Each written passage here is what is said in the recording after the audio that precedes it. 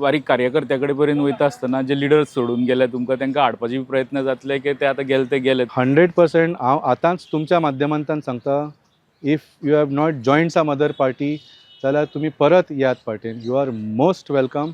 आनी तुमकां जे इश्यूज आसा ते आमी पार्टीन भितर सॉल्व करया. I take the responsibility as president की तुमचे सगळे इश्यूज सॉल्व जातले.